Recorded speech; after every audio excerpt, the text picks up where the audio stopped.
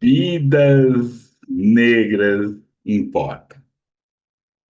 Notas de escurecimento de gerações. Edição extra. Esse projeto foi realizado com o apoio da Política Nacional Aldir Blanc de Fomento à Cultura, PNAB, do Programa de Ação Cultural PROAC, da Secretaria de Cultura, Economia e Indústria Criativa do Governo do Estado de São Paulo e do Ministério da Cultura e do Governo Federal. Salve! Meu nome é Plínio Camilo e eu tenho o prazer de apresentar e conversar com o Heriberto Silva. E nós vamos conversar hoje, falar sobre hoje, nessa Nota Escurecimento, edição essa, sobre esse livro, Macumbo. E aí, esse momento para a gente poder pensar, poder ver, imaginar o que que é, né? E o que é importante desse livro para a gente poder conversar, né? E aí, rompendo um pouco os combinados, eu peço assim, Heriberto, vem aqui, por favor, antes da gente começar, por favor, se apresente, aí a gente fala um pouquinho sobre o Mucambu. Meu nome é Erivelto, eu sou o filho mais velho de 6 filhos de uma mulher preta, migrante nordestina, de Pernambuco, analfabeta, de um pai também migrante nordestino, também de Pernambuco, semi-analfabeto. Eu sou pai da Hanna, sou marido da Cíntia, sou formado em História e Geografia, sou o primeiro da minha família ter é, um ensino fundamental completo e o ensino superior completo também. Sou professor da rede municipal da cidade de São Paulo, sou corintiano também, então eu sou um pedacinho desse quebra-cabeça que é a vida. É isso. Então, lá, falando, né? Estamos aqui para falar de Mucambu, de Erivelto Silva, né? Que não é apenas um romance, é um chamado, é um gesto de reinvenção, um território onde a memória reside, insiste e a palavra se faz justiça. Não nasce para a contemplação, mas para o embate, para o enfrentamento do passado que recusa ser esquecido.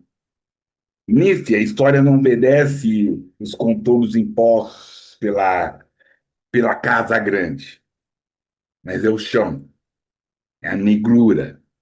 A narrativa se descontrola, e a gente vai conversar muito sobre isso, né? Os nomes que compõem essa história não são sombras de rodapé da historiografia, mas a experiência que desafia o esquecimento. Vamos lá. Heitor, antes, né? Você estava se apresentando. Antes de Mucambu, esse homem, quem é esse homem que sentou para escrever isso? Que escritas tiveram antes, né? Que mato, que trilha você pisou antes para chegar no Mucambu? As minhas maiores referências são mesmo os escritores negros, né? Machado de Assis, que tem que ser, é uma referência, não tem como se perder no Machado de Assis. A, a Maria Firmina dos Reis, o Luiz Gama, Carolina Maria de Jesus, o Lima Barreto, que eu gosto muito, o Cruz de Souza, o Abadias do Nascimento, a Lélia, Eliane Alves, a Conceição, e o, e o próprio Plínio Camilo também, que é uma referência literária para mim. Obrigado. Bondade sua, querido, bondade sua, assim. Mas aqui, aí você me incluiu nessa história, então bora lá. Muitos de nós passamos por um processo de se tornar negro. Em que momento sua negritude deixou de ser um dado biográfico e virou essa força literária? Eu fui me descobrir negro quando eu entrei na universidade, né? Apesar de ter sofrido todos esse racismo estrutural que os negros sofrem no Brasil, a gente só acaba se descobrindo negro quando está mais velho, porque você começa a perceber esses meandros, né? Essa estrutura racial que tem no Brasil. Porque quando você é pequeno, você entende que aquilo ali é uma brincadeira e você não compreende a gravidade dos racismos que você sofre no dia a dia. Então eu me descobri negro quando eu fui para a universidade e eu fui descobrir a história real do Brasil, não aquela história que é contada aquela historinha da carochinha, né, que é contada por aí. A história real sobre a escravidão, sobre o processo de racismo que acontece no Brasil e trocando ideia com meus pares, principalmente agora no Sarauzo Literário. Com certeza, com certeza. Ah, porque um fato é, e quem for ler ou quem já leu Mucambo percebe que sua escrita tem um peso ancestral. Quem segurou sua mão para escrever isso tudo?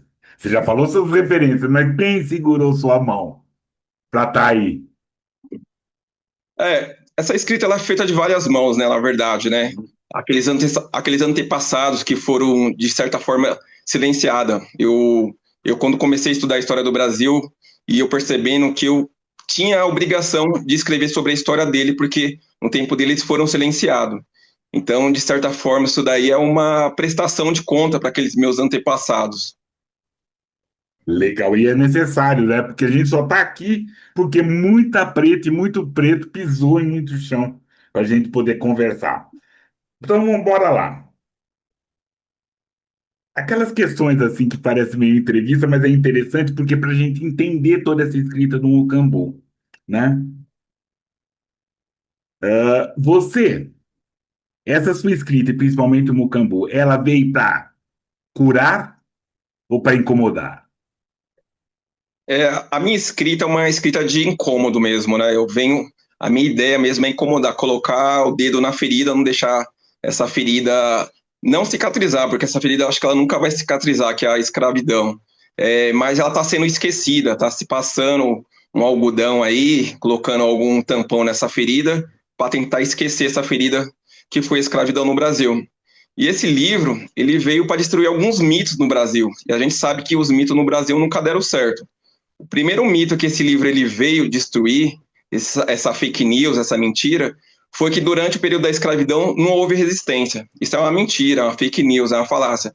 Porque desde que o primeiro negro foi sequestrado lá na África, já começou um processo de revolta, de luta contra a escravidão.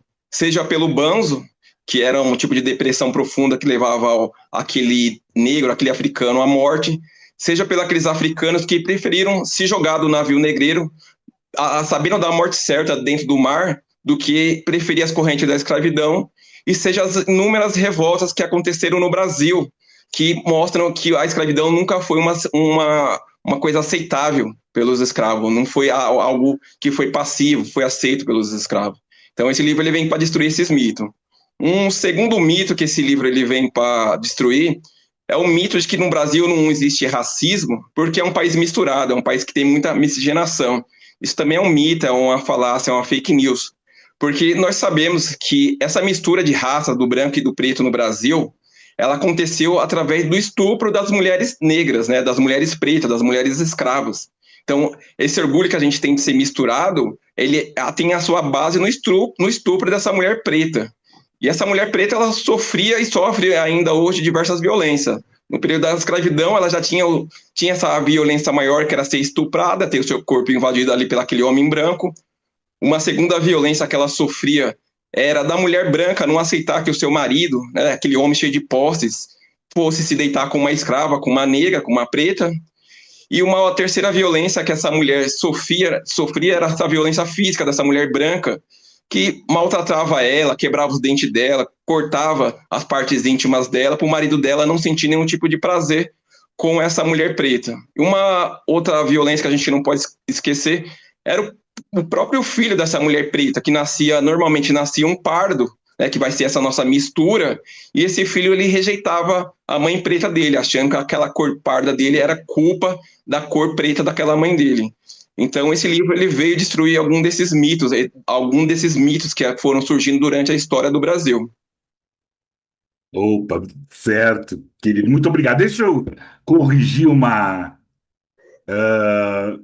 descortesia que eu provoquei, que eu fiz aqui. Foi aqui que eu não apresentei a Gi Nova, que é a nossa intérprete nessa Libra na Quebrada, que eu agradeço, que está brilhantando o nosso trabalho, essa nossa apresentação, esse conhecimento desse livro. Gi, me desculpe, né?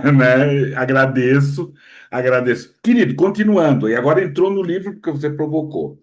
Você abre o livro, né? Falando de Manuel Preto, um bandeirante.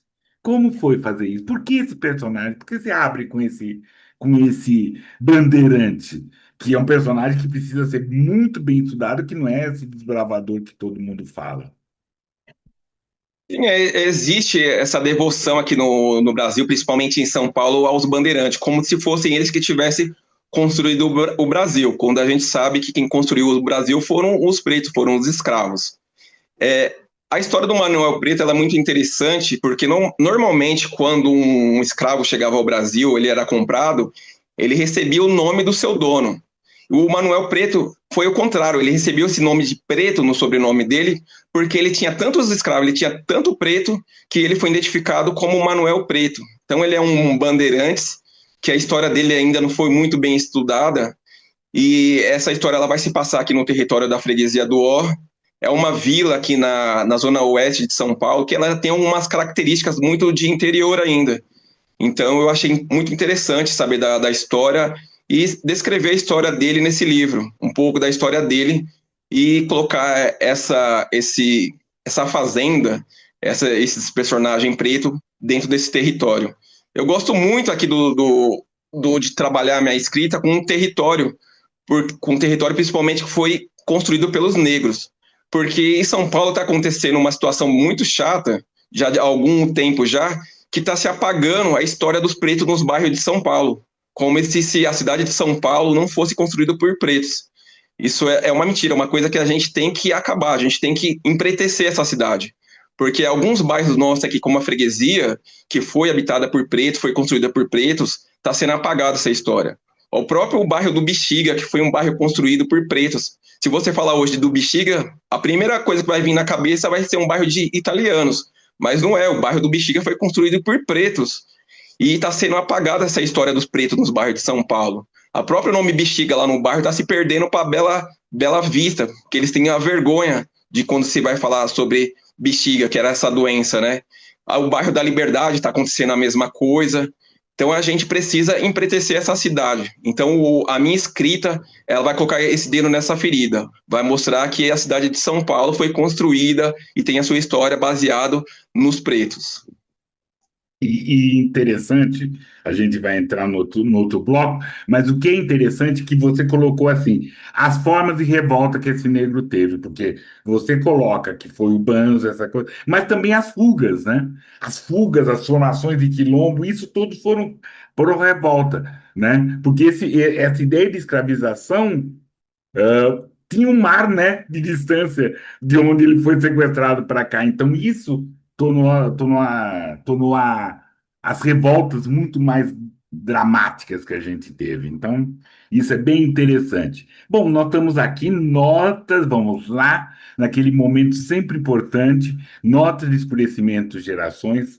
Por gentileza, assine o canal, porque como essa conversa com o Edivelton Silva que nós estamos tendo, nós tivemos inúmeras, esse canal tem há muito tempo, com muito trabalho em prol de escritoras e escritores negros, em prol dessa literatura negra.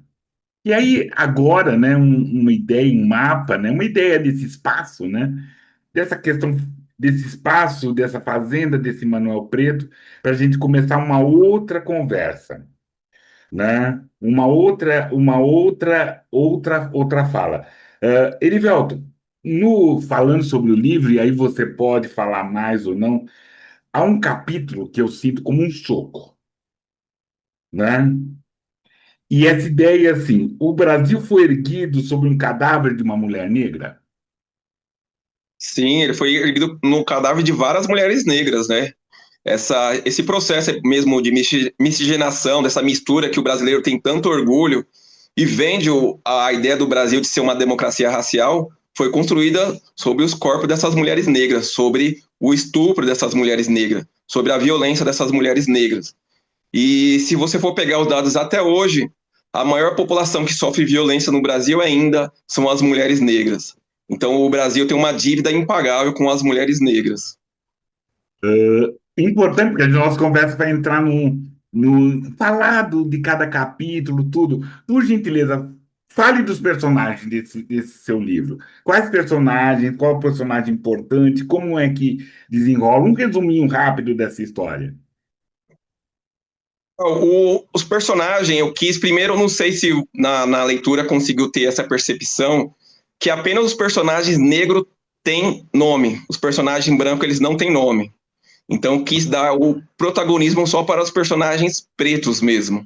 Então, os personagens pretos, eles vão ter nome. Os brancos, eles não vão ter nome, eles vão ter o nome dele é feitor, é o comendador, é a sinhazinha, né, o senhorzinho. Ele não vai ter um nome próprio, porque eu quis dar esse protagonismo para os personagens pretos, porque ao longo da história do Brasil, você sabe, você é escritor, dono de editora, você sabe que a literatura no Brasil é uma ferramenta de poder. E a literatura, principalmente o livro, né, é um objeto de poder. E a escrita também. E toda vez que aparecia algum personagem negro na literatura brasileira, ele era um personagem secundário, ele era um terceiro personagem, ele não tinha importância, ele não era o protagonista da história. E a literatura brasileira, infelizmente, é quase 90% ou até mais escrita por pessoas brancas. Então, no Brasil, a gente não teve essa oportunidade de escrever as nossas próprias histórias. Só agora que a gente está conseguindo derrubar essas barreiras e começar a construir as nossas próprias histórias a partir das nossas próprias mãos. Então, esses personagens são escravos, é o Ambrósio, é a Amélia, né? São os personagens que eles vão escrevendo a sua própria história ao longo da narrativa do livro. Né? E principalmente, assim, ajudando um pouco para escurecer isso, é a trajetória do Lucrécio, que vai ser a pergunta. Ele é o fio condutor, né?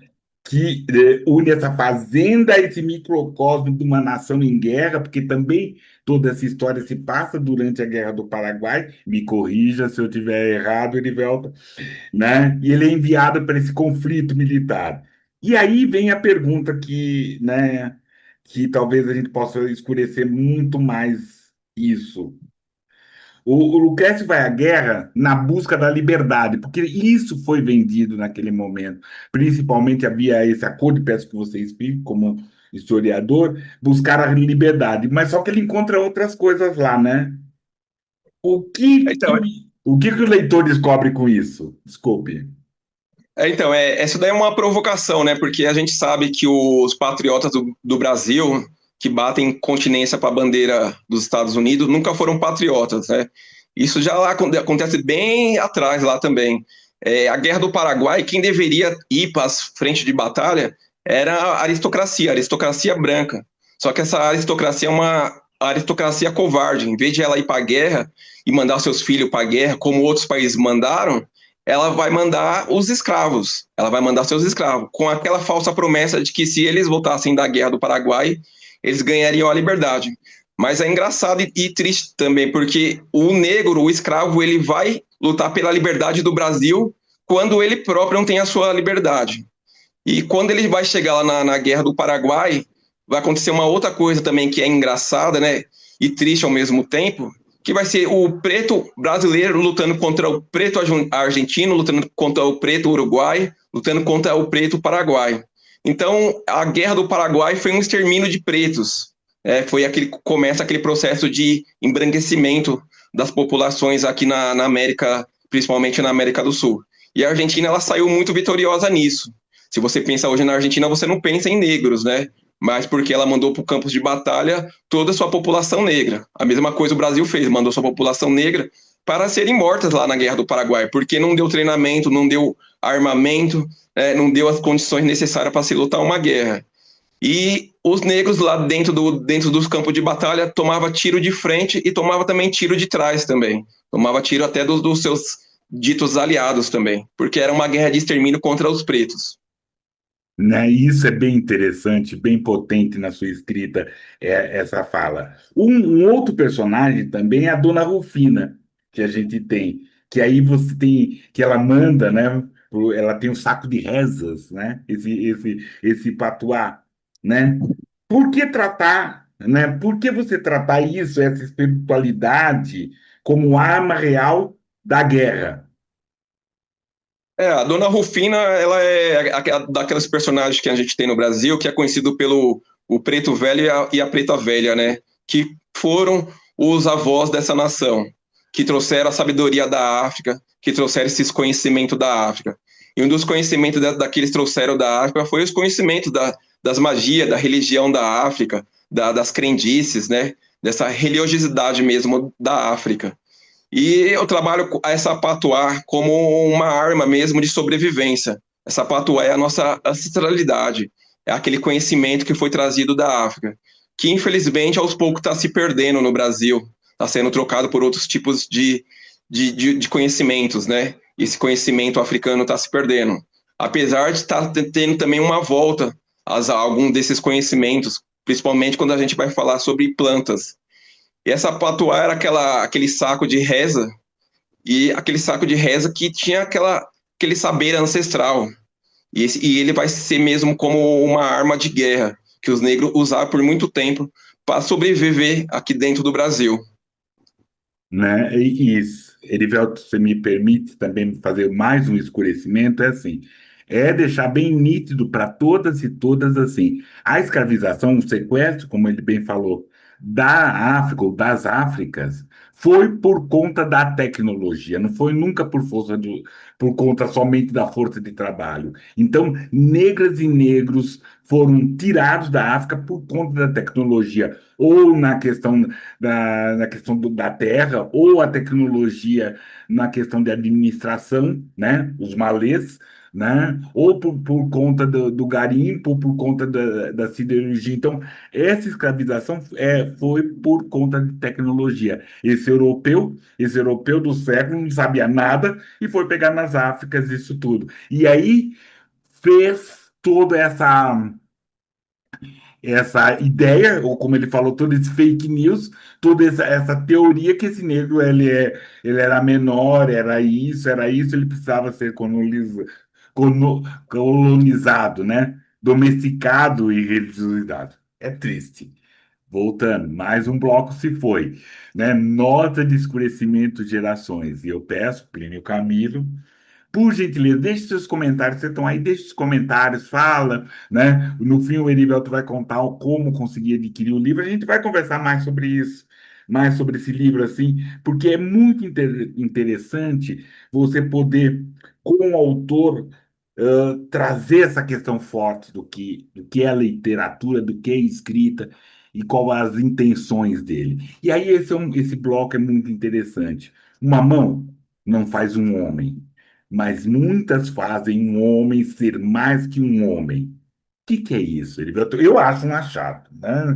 Desculpa o pleonasmo, né? Mas é ouro essa frase. Parabéns, eu fico, desde a primeira leitura, eu fico emocionado. O que você me traz com isso, querido?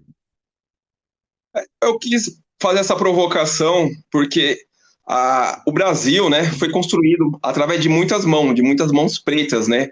A riqueza do Brasil foi construída na base da escravidão, então na base do trabalho desses pretos, dos escravos. Então foram muitas mãos que construíram o Brasil, mas infelizmente essa riqueza ela não foi compartilhada de forma justa. Os negros eles não foram os herdeiros da riqueza do Brasil, eles não foram os herdeiros dessa construção, né, de riqueza. Infelizmente, os negros foram segregados nessa partilha. Então, quando faz, uma mão faz um homem ser mais do que um homem, essa provocação. Porque ganhar riqueza, quem vai ser o herdeiro dessa riqueza vai ser os homens brancos. Mas a riqueza deles está baseada em várias mãos que construíram essa riqueza, nas várias mãos de homens pretos, de mulheres pretas que construíram essa riqueza. E, infelizmente, essa riqueza ela não foi compartilhada de forma justa, como a gente pode ver na atualidade ainda. Né? E aí eu lembro, essa frase, eu lembro uma outra também lapidária de Januário Garcia, que é isso. Existe uma história do negro sem o Brasil. Mas não existe uma história do Brasil sem um negro. Então, e essa questão é isso. Muita coisa. Tá, fulano. Foram importantes, lógico, tudo para a construção desse país. Mas o negro teve essa outra importância. Falando um pouco dessa sua escrita, querido, né? Ela é seca, curta, né? Cortante, né? Como foi narrar esse horror com essa escrita seca? Que é o que Então, traz esse livro. então, a intenção mesmo foi incomodar, né? Eu já falei em outra oportunidade que a minha escrita não é água com açúcar. Eu não tenho esse pensamento de escrever para apenas entreter. A minha escrita ela é uma escrita de denúncia, uma escrita que é um soco no estômago. A pessoa que lê um livro meu, ela vai ter que se sentir incomodada, e essa é a minha intenção. E assim, essa escrita mesmo, que ela é cortante, já é pensando nisso mesmo. É denunciar a escravidão. A gente não pode adocicar a escravidão, como alguns autores ao longo da história do Brasil tentou adocicar a escravidão no Brasil. A gente tem que falar a verdade, que a escravidão no Brasil foi uma coisa horrível. E a escravidão no Brasil, ela deixou muitas feridas que se encontram abertas ainda. E a gente vê aí várias vezes aí racismo ainda no Brasil. Um país que teve mais de 300 anos de escravidão, é um país ainda que existe um racismo forte ainda. Então, essa escrita minha, esse livro meu, ele tem que ser um soco no estômago. Não é para agradar, é para falar a verdade. E essa verdade é uma verdade incômoda, que está sendo esquecida. Está tendo um esquecimento proposital da escravidão, da história da escravidão no Brasil. Está tentando se apagar essa ferida do Brasil. A gente não pode apagar, a gente não pode esquecer que o Brasil teve mais de 300 anos de escravidão, que o Brasil é uma nação racista, extremamente racista. É uma nação que se a polícia mata mais preto. É a nação que tem mais preto encarcerado. É a nação que as mulheres pretas estão na base social. Então, é um país extremamente racista. E esse racismo, ele advém desse período de escravidão. Então, a escravidão no Brasil, ela não pode ser esquecida. Essa escravidão, a gente tem que, sim, denunciar muito essa escravidão. A gente tem mais tempo de escravidão no Brasil do que tempo de liberdade.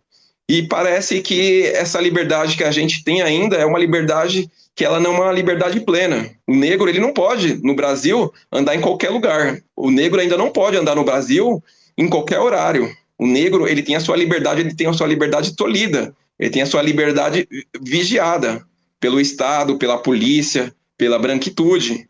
Então, esse é um livro de denúncia, é um livro que ele veio realmente para colocar a mão na ferida e é para incomodar.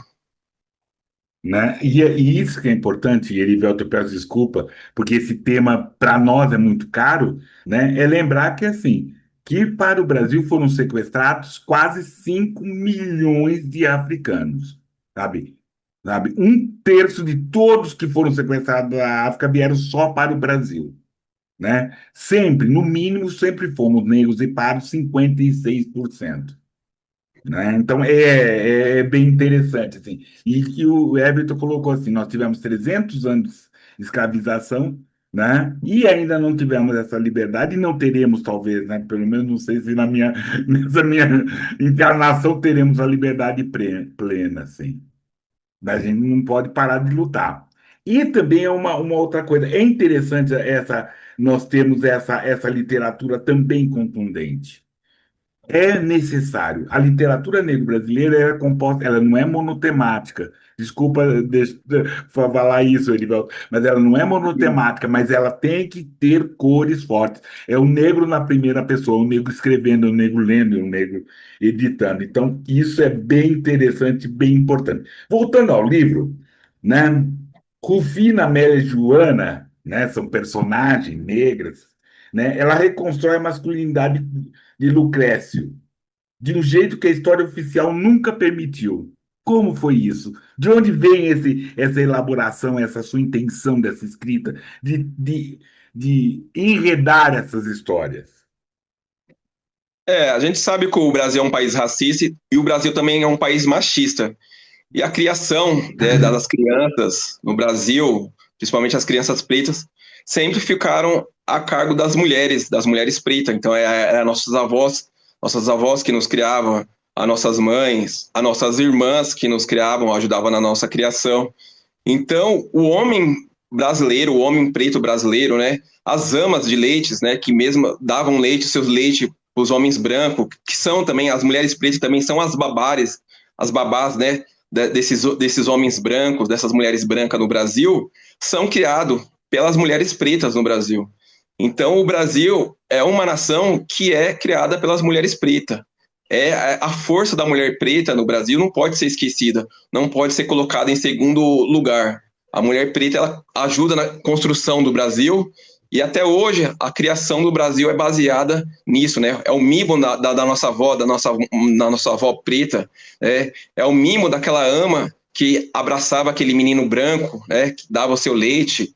É o mimo da babá, daquela babá preta que cuida daquela criança branca que às vezes é rejeitada pelo pai ou pela mãe, que se importa mais pelo trabalho do que pela criação do próprio filho, e deixa essa criação para a mulher preta.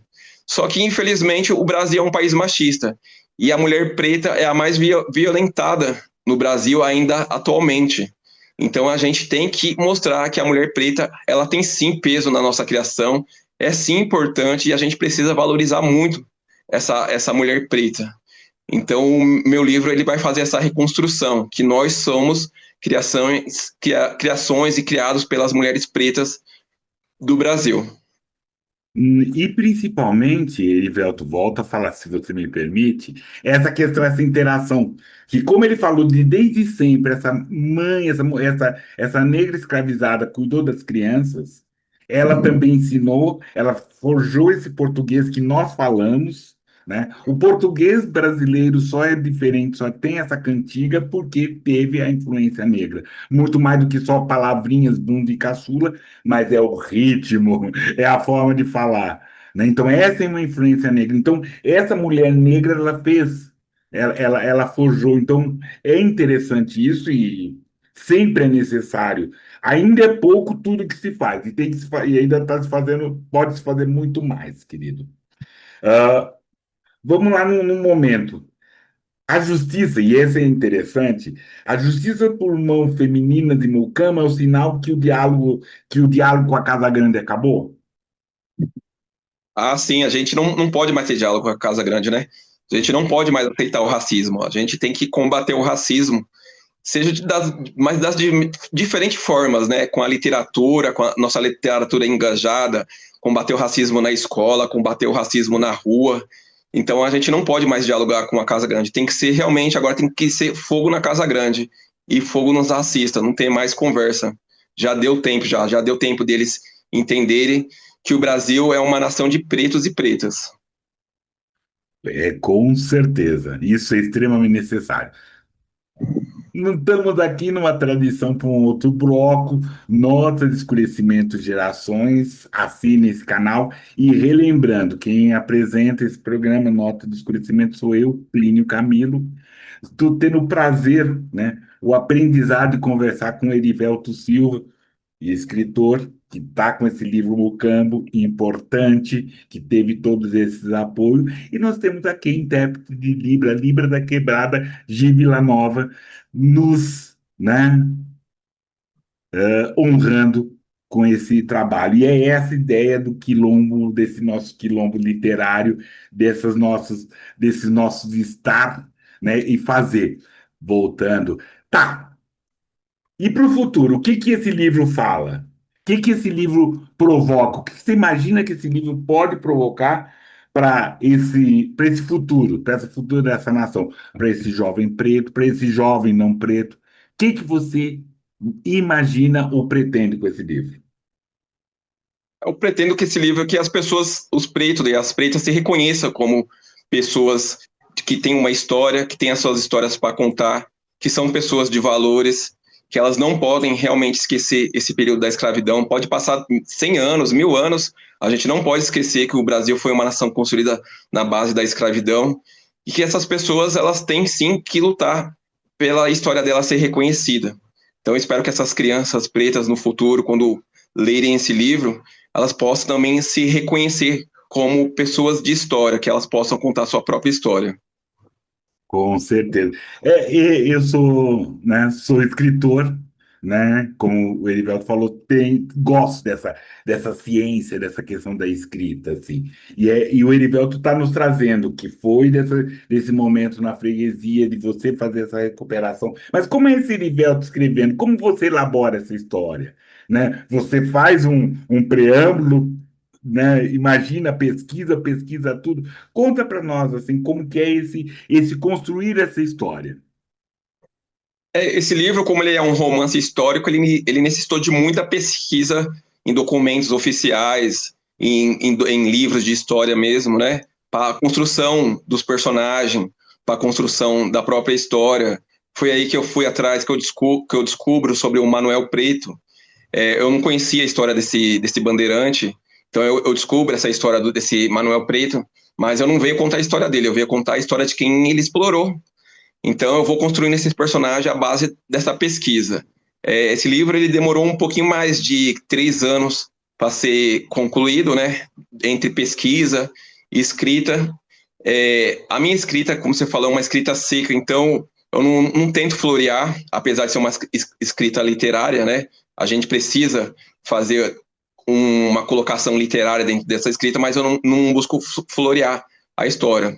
Eu passo a história como se realmente a pessoa que estivesse lendo estivesse dentro dessa história. Essa é a intenção na tentativa do incômodo, né? Que a pessoa ela consiga sentir o gosto, né? Ela consiga sentir o cheiro do sangue quando um escravo é chicoteado, ela consiga sentir o gosto de quando aquela mãe preta ela amassa aquele feijão para dar para a criança, que ela sinta o gosto daquela feijoada, né? Que ela sinta o gosto da mandioca quando a mulher amassa a mandioca para se alimentar, dos doces de capota, que ela consiga sentir o gosto da chuva, que ela consiga sentir o gosto da cana, daquele processo, né, do açúcar. Então eu tento trazer o máximo possível da realidade, tentando saborear essa escrita, trazer essa percepção do cheiro, do gosto, da dor, né, do sonho, das necessidades. A gente não pode também só falar nas nossas dores, a gente tem que falar nas nossas alegrias, nas nossas esperanças, nos nossos sonhos. Então essa minha escrita tenta trazer isso também. Legal, querido. E aí você levantou uma bola bem interessante. Você nos conta que esse teve uma pesquisa, levou 3 anos. Pronto, livro pronto. O que que você fez? Como foi? Foi na busca? Como foi essa trajetória para que essa ideia, né, essa ideia se fizesse papel e sendo papel se fizesse mito? Como foi a trajetória que terminou nessa premiação que você justamente teve? Sim, então, aí é interessante. O livro demorou mais ou menos 3 anos para ser finalizada a escrita dele, né? Só que para publicar ele levou mais uns 4 anos ainda, mais ou menos. Então, o livro está entre aí 5, 6 anos aí de para ele ganhar vida mesmo no mundo como livro, né? Eu busquei algumas editoras, mas infelizmente as editoras, principalmente editora grande, eles querem aqueles autores já premiados, né?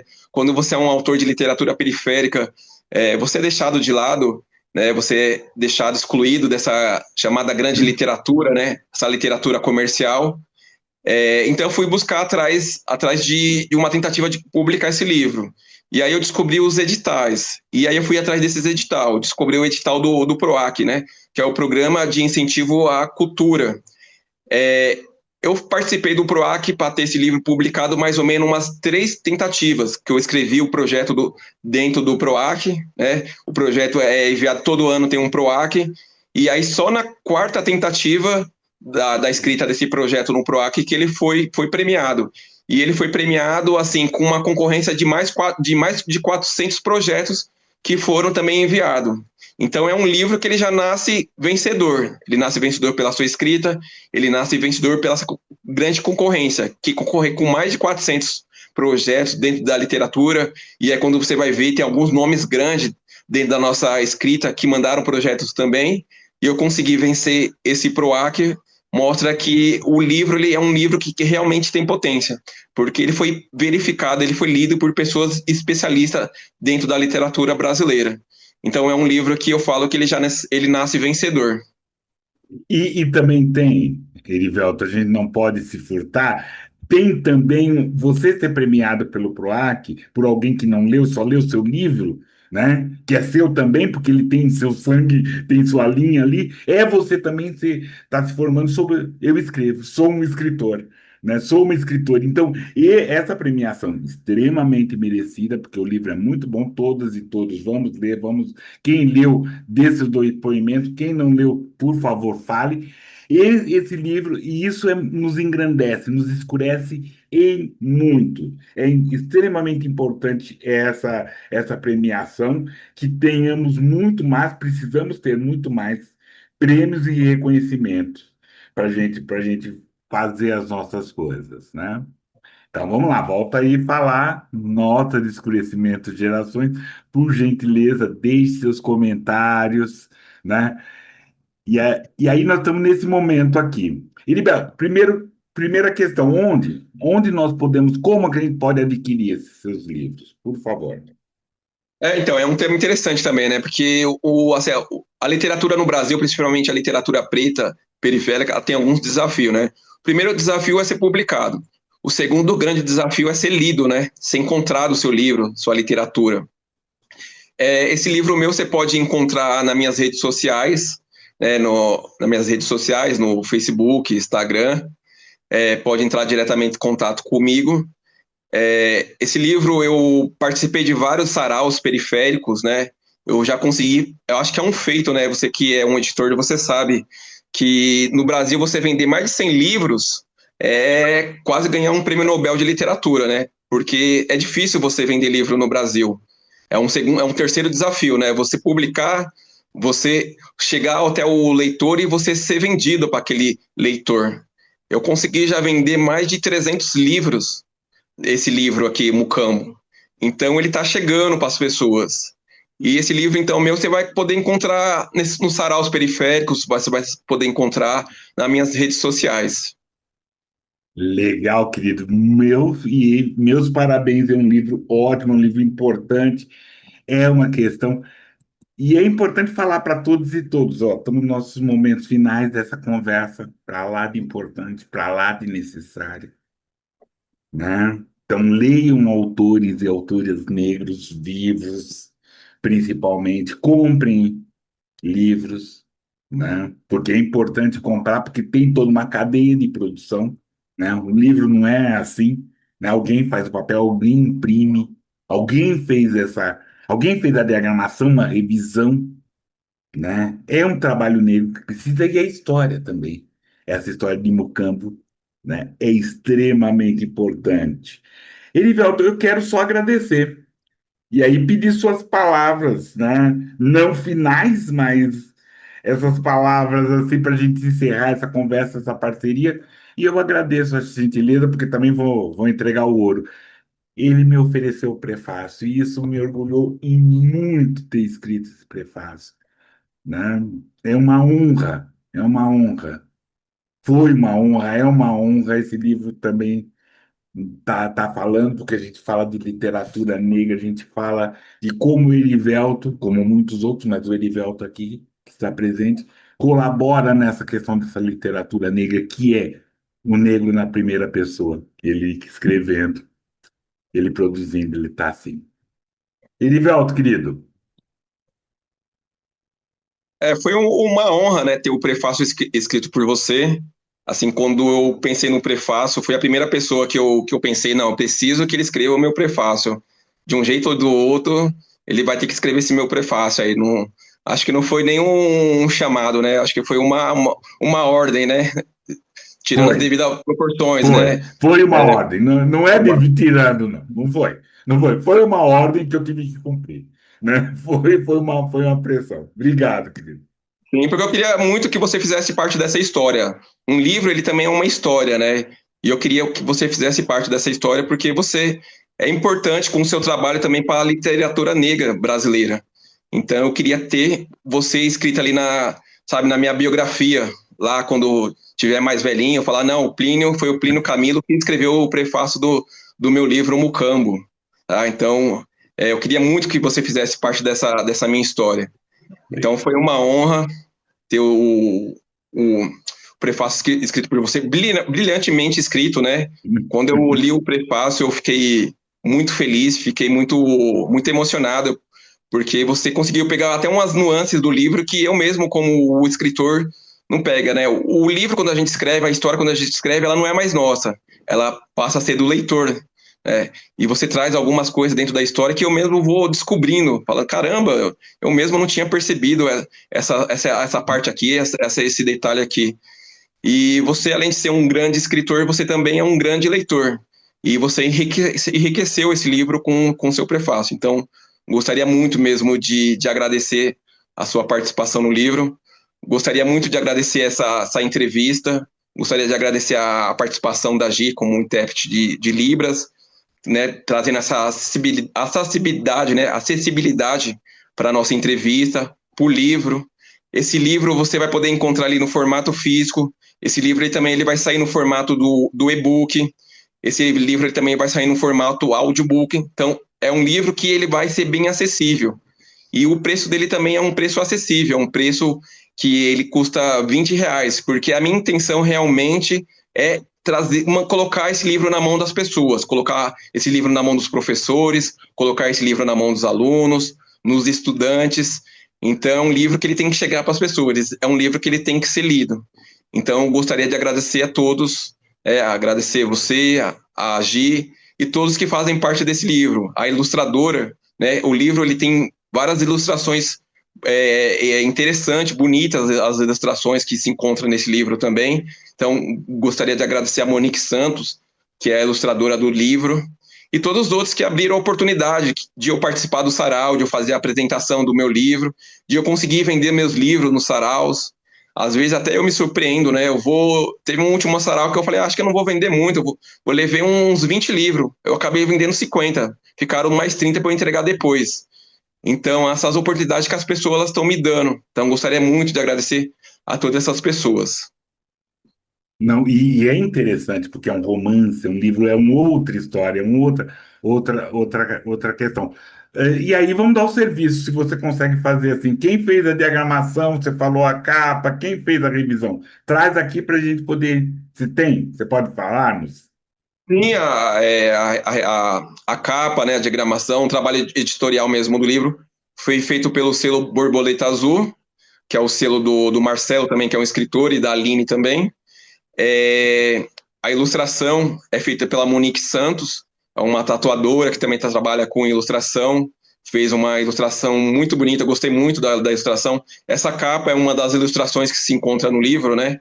Essa capa também, que é uma capa muito significativa, uma capa muito forte, né? É o pé desse negro caminhando pelos rincões do Brasil, né? Procurando as suas terras, procurando as suas oportunidades. Então é um livro feito por várias mãos, é um livro coletivo, é um mucambo mesmo, né? O mucambo era aquela coletividade, era aquele lugar onde os negros, os fugidos, né, os escravos que fugiam, se encontravam. Então esse daqui é um coletivo, é o nosso quilombo periférico. Com certeza, com certeza. Então tá aí os nossos serviços, né? Quem foi esse fomento, essa questão toda. E finalizando, agradecendo a atenção de todas e todos, né? Leiam, Nota de Escurecimento Gerações, Vidas Negras Importam. É isso. É importante. Até. Obrigado. Obrigado, Gi. Obrigado. Obrigado, Erivelto. Até. Beleza.